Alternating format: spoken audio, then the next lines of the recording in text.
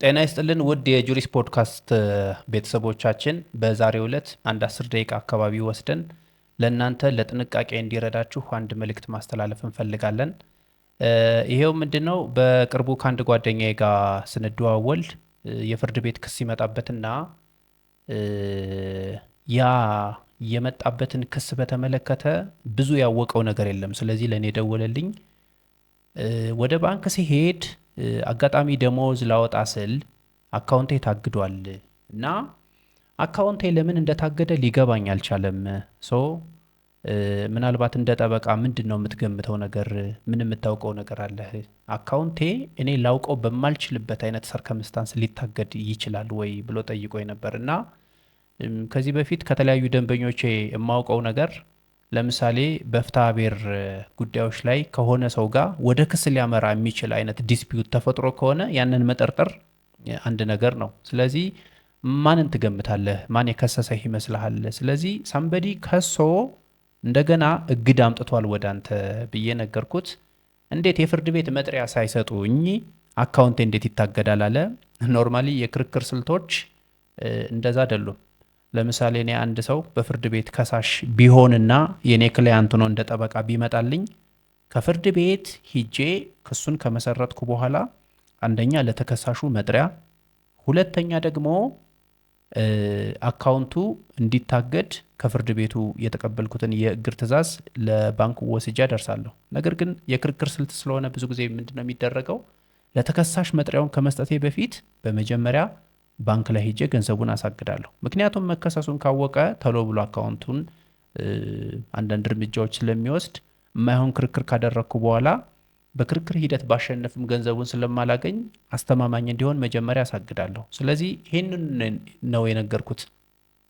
ከሳሾችህ መጀመሪያ አካውንትን ያሳግዳሉ፣ ከዛ ቀጥሎ ደግሞ መጥሪያውን ይሰጠዋል። ስለዚህ አንተ ማን ነው አሁን ሊከስህ የሚችል? የምትገምተው ማን ነው? ማንንም መገመት አልቻለም። ስለዚህ አንዳንድ ፍንጮች ነገርኩት። ባንኩ ጋር በቀጥታ እንዲሄድ እና ለምሳሌ የእግድ ትዕዛዙ ባንኩ ላይ ሲሄድ የከሳሽ ስም፣ የተከሳሽ ስም፣ የክሱ ምክንያት፣ የፍርድ ቤቱ ፋይል ቁጥር ወዘተ እነዚህ ዝርዝር መረጃዎች ስለሚገኙ እነሱን ሂደህ እነዚህን ዳታዎች ከተቀበልክ በኋላ ፍርድ ቤቱ ሂደህ ደግሞ እንደገና መጥሪያውን ማግኘት ትችላለህ። ኦር ደግሞ የተከሰተውን ነገር ባጭሩ መረዳት ትችላለህ አልኩት። የሆነው ነገር ምንድን ነው? ከቀናት በፊት የሆኑ ሰዎች ደውለው ከባንክ እንደደወሉ በማስመሰል እንዲህ አይነት የሚስጥር ቁጥር ኦቲፒ እንልክልሃለን፣ ስለዚህ እሱን መልሰህ ትልክልንና ከዚህ ከፋይዳ መታወቂያ ጋር እናስተሳስርልሃለን ብለው አጭበርብረውታል። ስለዚህ ጓደኛዬ ነው፣ አላወቀም ነበር በወቅቱ። ያንን የላኩለትን የሚስጥር ቁጥር መልሶ ሰጣቸው። ስለዚህ አንደኛ አካውንቱ ላይ ያለው ገንዘብ ተወስዶበታል። ሁለተኛ የእሱን አካውንት በመጠቀም በጣም በርካታ ገንዘቦች ትራንስፈር ያደርጉበት ነበረ። ስለዚህ የሆነው ነገር ምንድን ነው? ከሱ አካውንት እየገባ እየወጣ ትራንስፈር የሚያደርግ በጣም ብዙ የገንዘብ ዝውውሮች ነበሩ። ስለዚህ እነዛ ገንዘባቸው ልክ እንደሱ የተወሰደባቸው ሌሎች ሰዎች እሱ አጭበርባሪ እንደሆነ ይህንን ነገር የሰራው ይህን ሳይበር ክራይም ያደረገው እሱ እንደሆነ አስበው ነው ክሱን የመሰረቱበት። ስለዚህ በማያውቀው ጣጣ ያችን ኦቲፒ ዋን ታይም ፓስወርድ ወይም ደግሞ የሚስጥር ቁጥር ከባንክ ነው የደወልን ብሎ ሲያናግሩት በቅንነት ስላመናቸው እና ያንን ቁጥር በመላኩ ምክንያት ያለ አግባብ በፍርድ ቤት ተከሷል።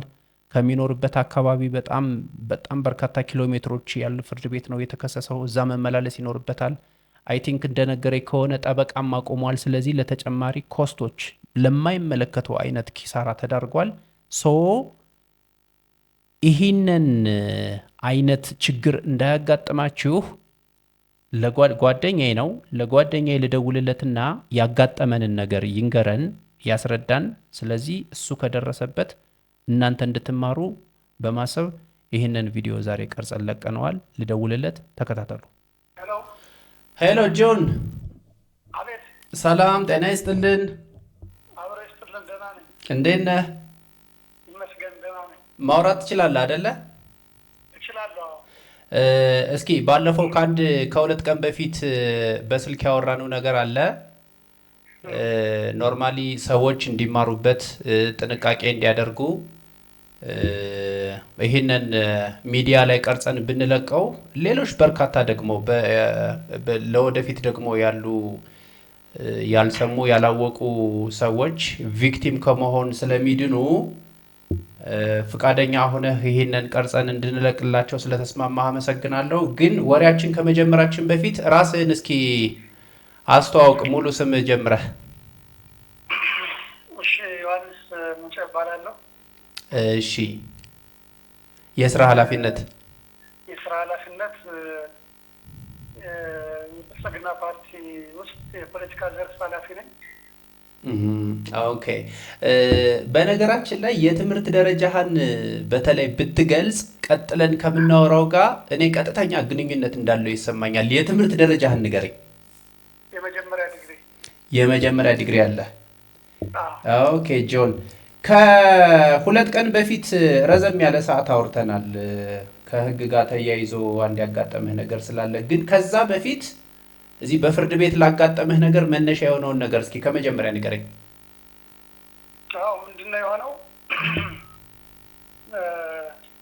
በአጋጣሚ ወደ ሰዓቱ ከ3 ሰዓት እስከ 4 ሰዓት ባለው ይሆናል፣ ጠዋት አካባቢ ነው። እሺ፣ ስልክ ተደወለ። ብዙ የስራ ሌላም ብዙ ስልኮች ስለሚደወሉ ከነዚያ መካከል አንዱ እንደሆነ ነው ኮንሲደር ያደረኩኝ። ስልክ ተደወለና አነሳሁት። ከዚህ ባንክ ነው የምደውል፣ ከእንትን ጋር ከፋይዳ መታወቂያ ጋር ለማያያዝ ስለፈለግ ከ24 ሰዓት በፊት ቴክስት ልከን የላክነው የሚስጥር ቁጥር ነበረ። እሱን እንድትነግረን እንፈልግ ነበር፣ አልነገርከንም። አሁን ግን 24 ሰዓት አልፎታል። አሁን በምንደውልልህ ሰዓት ቴክስት ልከናል። ስለዚህ ቴክስቱን እየውና ቁጥሩን ንገረን ይሉኛል። ብዙ የስራ ስልክ ስለማስተናግድ ቆይ ጠብቁኝ ይሻልኩና ማህበን ተጭኜ ቴክስቱ ላይ ገባሁና ሳየው የዚያ የባንኩ ፕላትፎርም ከዚህ በፊትም ሌላ ቴክስት የሚላክበት ነው። ኦኬ፣ የለመድከው አይነት ነው። የለመድኩት አይነት ነው የዚያ ባንክ። ኦኬ፣ ባንኩን ስንመጣት ስላልፈለግኩ ነው። ኦኬ፣ ደወልን ያሉ ከባንክ ነው። ከባንክ ነው። እንደገና ከዚህ ከፋይዳ መታወቂያ ጋር ለማያያዝ አንድ የሚስጥር ቁጥር ልከናል። እሱን ንገረን ነው እያሉ ያሉት። እሱን ንገረንና እሺ፣ በሱ ቁጥር መሰረት በፋይዳ መታወቂያ እናያይዝልሃለን፣ አገልግሎቱ የቀለለ እንዲሆንልህ እናደርጋለን የሚል ነው ያሉት። ኦኬ፣ እሺ። እኔም እሻልኳቸውና ልክ በቀጥታ ቴክስት ላይ ገባሁና ሳልዘጋ ስልኩን ማለት ነው ልክ ነው ደርሶኛል አልኩና ከ4 ወይም 5 ዲጂት ነው እንደነገርኳቸው። እሺ አለና ጠቅ አድርጎ ዘጋ።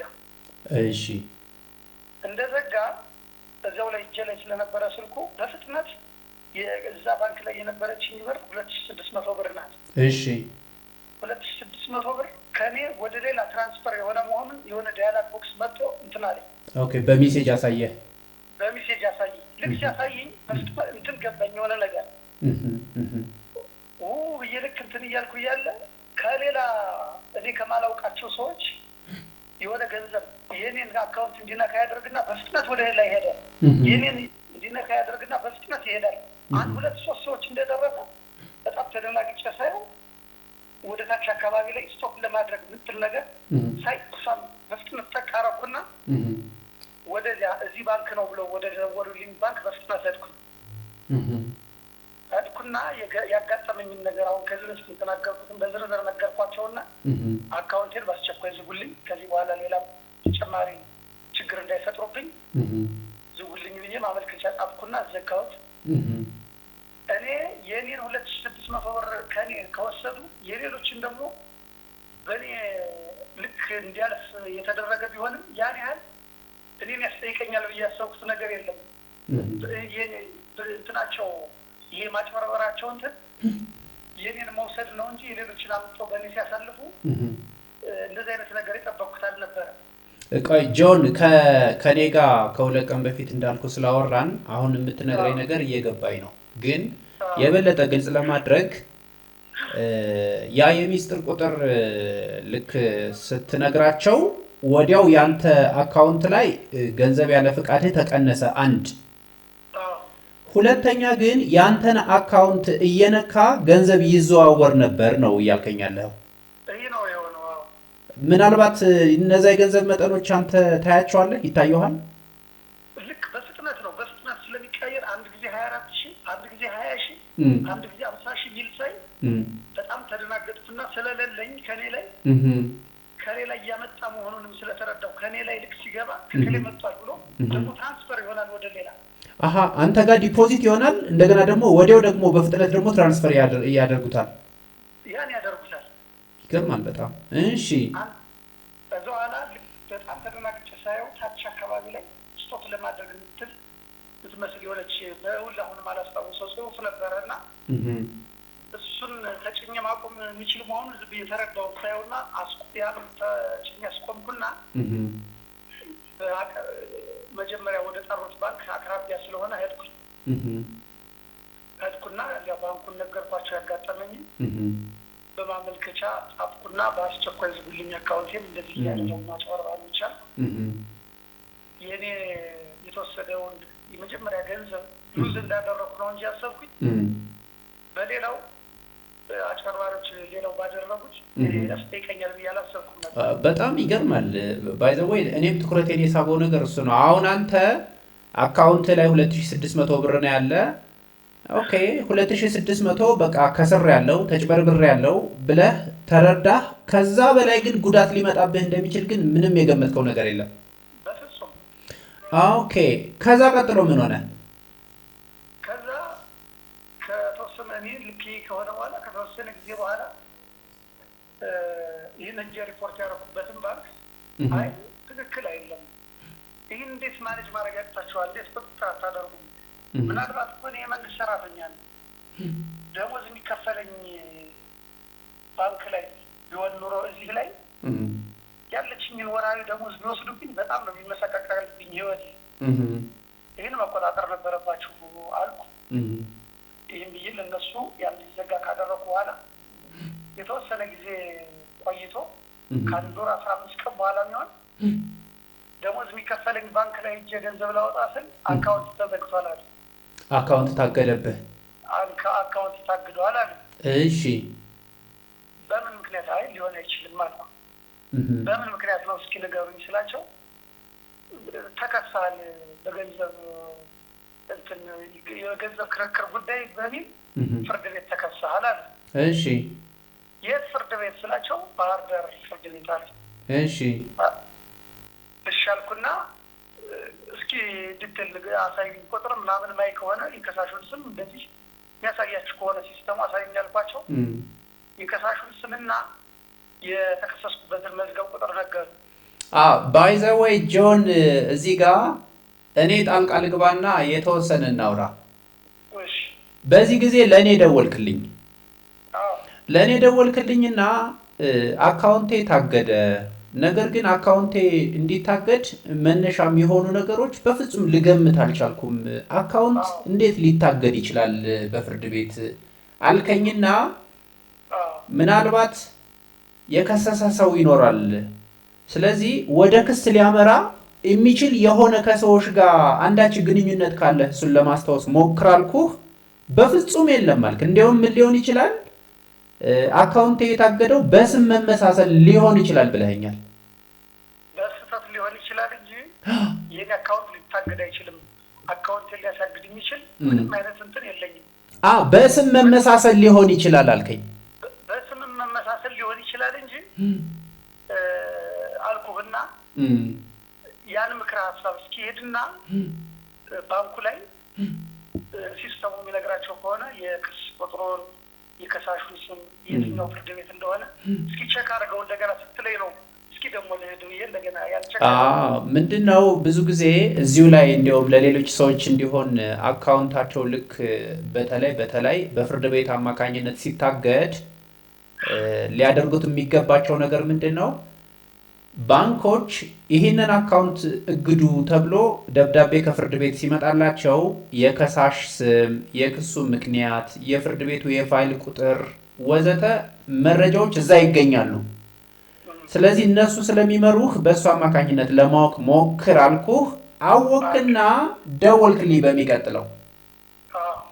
ከዛ ምን እንደሆነ አወክ? ምን አይነት የፍርድ ቤቱ ክስ ምን ሆኖ አገኘው? የፍርድ ቤቱ ክስ ምንድን ነው?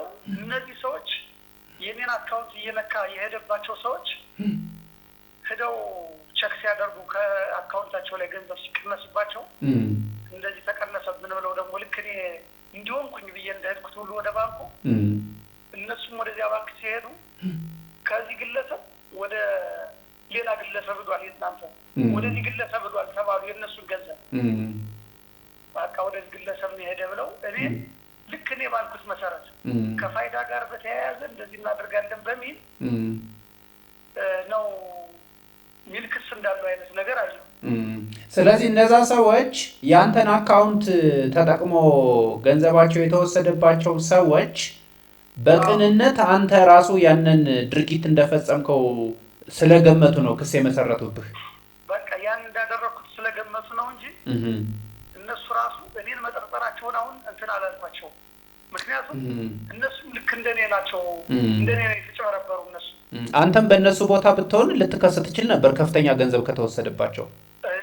እኔም እንደዛ ነው እንጂ ክሱ ላይ ስንት ብር ይላል አሁን ክስ የመጣብህ ለአንተ? 125,000። በጣም ይገርማል እኮ። ስለዚህ ያንተን አካውንት ተጠቅመው ሰዎች 125,000 ከሆነ ሰው አካውንት ወደ ሌላ ሰው አካውንት ትራንስፈር አድርገውበታል ማለት ነው። ልክ ነው። ኦኬ። ሌላ የቀረ ነገር ምን አለ የምትነግረኝ? አይ ያው እንዲህ አይነት ነገሮች በተቻለ አቅም ሁሉም ባንኮች የደንበኞቻቸውን ሴኩር የሚያደርጉበትን መንገድ እንደዚህ በቅንነት ሊጎዱ የሚችሉ በርካታ ሰዎች ሊኖሩ ስለሚችሉ ሴኩር ማድረግ መቻል፣ በጣም መታመን መቻል አለበት ባንኩ። በቀናነት ሰዎች ይህን ተች ሊያደርግ ይችላሉ፣ ያው ይህን ተጫኑ እንደዚህ ሊሏቸው ይችላሉ።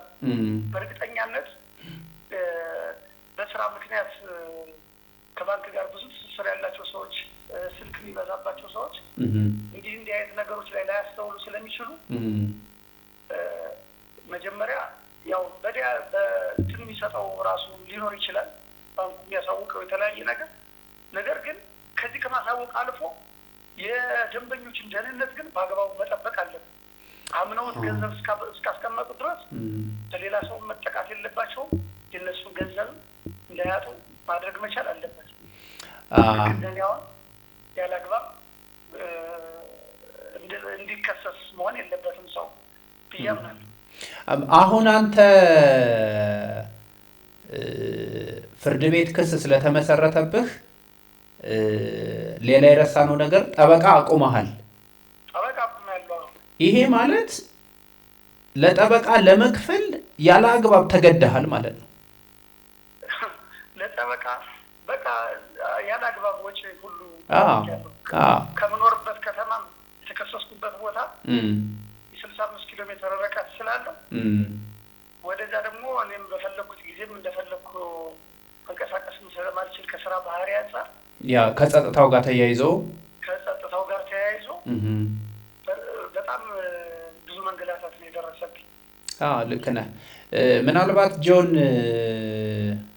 እናወራለን ስለምንደዋወል የሆኑ አንዳንድ ነገሮች ዲስከስ እናደርጋለን እንጂ አሁን ይሄ ባንኩ እንዲህ አይነት ነገር ግዴታውን በአግባቡ ባለመወጣቱ እንዲህ አይነት ጉዳት ደርሶብኛል ያልከውን በተመለከተ በጣም የሚገርምህ ዲጂታይዜሽን በጣም እየተፋጠነ ነው ያለው አይደለ? በአገር አቀፍ ደረጃ ሁሉም አይነት የመንግስትና የግል ስራዎች በሙሉ ወደ ዲጂታይዝድ በሆነ ሰርቪስ እንዲቀየሩ እየተደረገ ነው። ዲጂታል 2030 ላውንች ተደርጓል።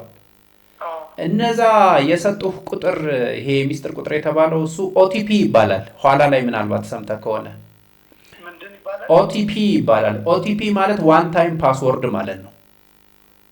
የሚገርምህ ነገር ባንኩ አሁን እስከዛ ድረስ ያንተን አካውንት ኖርማሊ የመጠበቅ ግዴታ፣ ኃላፊነት፣ ችሎታም ላይኖረው ይችላል። ለወደፊት ነው የምልህ። ምክንያቱም ይሄ ዲጂታል ሊትሬሲውን ሰው ማሳደግ አለበት እንጂ እኮ አሁንም ነገ ከነገ ወዲያም እንደዚህ የሚሞክሩ ሰዎች አሉ። አንተ ስላላወክ ነው እንጂ ለምሳሌ እንዲህ አይነት ከሆነ ይመጣብኛል። በጣም በርካታ ሰዎች ይመጣባቸዋል። እንደገና ሚዲያ ላይ ሁሉ ልክ ሲደወልላቸው እንዳንተ ከባንክ ነው የደወልን የሚስጥር ቁጥር አለ እና አሁን ላኩልን ሲሉ እኮ ወዲያው ሪከርድ አድርገው እኮ ቪዲዮ ሰርተው የሚለቁ ልጆች ሁሉ እኮ አሉ። ወዲያው የሚያውቁ ልጆች ናቸው እነሱ። እና እንዲህ አይነት ከባንክ ነው የደወልነው ከገንዘብ ጋር የተያዘ በጣም ሴንሲቲቭ በሆነ ኢሹ ላይ የሚስጥር ቁጥር እንለዋወጥ ሲሉ አንተ ልታምንና እንደዛ ልታደርግ አይገባም ነበረ። አሁን ይሄንን ቪዲዮም እየቀረጽን ያለነው ዋናው ዓላማ ምንድነው መሰለህ? ነገ እንዲጠነቀቁ። ለምሳሌ ያችን ቁጥር ባትነግራቸው ኑሮ ይሄ ሁሉ ችግር አይመጣም ነበር ማለት እኮ ነው አይደለም? ሰው የበለጠ ጥንቃቄ ማድረግ ያለበት እያንዳንዱ ሰው ኖርማሊ ከዚህ ከአይቲ ጋር ከዲጂታይዜሽን ጋር ተያይዞ የሚመጡ የሚለወጡ ነገሮች በጣም ጠቃሚ ናቸው፣ ግን እንዲህ አይነት ደግሞ ሪስክ አላቸው። ይሄ ደግሞ እንዴት ነው ማኔጅ የሚደረገው? ሰው ዲጂታል ሊትሬሲውን ኖርማሊ በየጊዜው ራሱን ለማሳወቅ ለማስተማር በጣም ጥረት በማድረግ ነው ሊቀረፍ የሚችለው። ጆን ይህንን ውይይት ስላደረግን ሌሎች እንዲማሩበት በእኔ የደረሰው በሌሎች እንዳይደርስ ብለህ በቅንነት ጊዜ መድበህ እንዲህ ውይይት ስላደረግን በጣም አመሰግናለሁ። እሺ፣ እኔም አመሰግናለሁ። ኦኬ።